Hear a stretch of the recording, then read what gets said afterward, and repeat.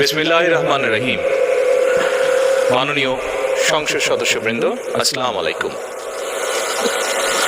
ফ্যাসিবাদের নির্মমতার শিকার অসংখ্য মানুষের কান্না আর হাজারো প্রাণের আত্মত্যাগের মধ্যে দিয়ে অবশেষে আজ থেকে পুনরায় যাত্রা শুরু হতে যাচ্ছে জনগণের ভোটে জনগণের কাছে জবাবদিহিমূলক সত্যিকার অর্থে জনপ্রতিনিধিশীল জাতীয় সংসদ।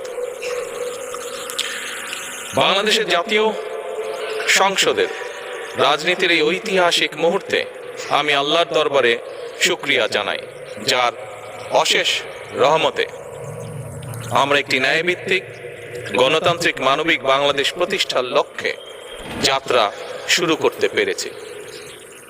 1971 সালের স্বাধীনতা যুদ্ধের থেকে শুরু করে 2024 সালের দেশ এবং জনগণের স্বাধীনতা রক্ষার যুদ্ধ সহ এই পর্যন্ত দেশে গণতন্ত্র এবং মানুষের অধিকার প্রতিষ্ঠার সংগ্রামে যারা শহীদ হয়েছেন, ত্রয়োদশ জাতীয় সংসদ শুরুর এই যাত্রা লগ্নে আমি তাদেরকে কৃতজ্ঞতার সঙ্গে স্মরণ করছি।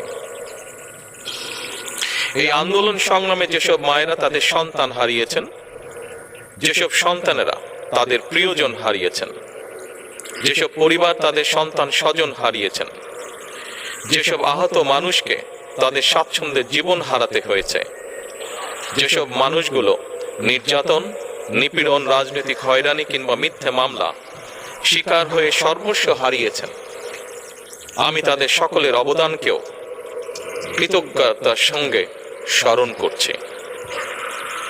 দেশের ছাত্র জনতা, কৃষক, শ্রমিক, শিক্ষক, কবি, সাহিত্যিক, সাংবাদিক, চিকিৎসক, প্রকৌশলী, আইনজীবী, কামার কুমার, জেলে তাঁতি, গাড়ি চালক, ব্যবসায়ী এবং সরকারি বেসরকারি চাকরিজীবী, গৃহিণী, সারা দেশে গণতান্ত্রিক রাজনৈতিক দলের নেতা কর্মী, সমর্থক তথা সর্বস্তরের সকল শ্রেণী পেশার মানুষ যাদেরকে গুম, খুন, হত্যা, নির্যাতন, নিপীড়ন, আয়নাঘর কোনো কিছু দিয়েই যাদের গণতান্ত্রিক আকাঙ্ক্ষাকে রুখে দেওয়া যায়নি,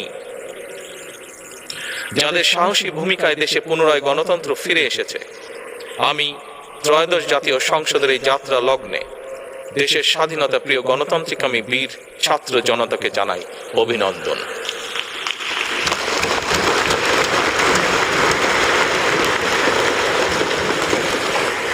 সম্মানিত সংসদ সদস্যবৃন্দ, সো হেই বন্ধুরা, আপনারা দেখছেন এই গ্লোবাল নিউজ, সাথে আছে আমি হুসাইন আহমেদ। সকলকে অনেক অনেক ধন্যবাদ।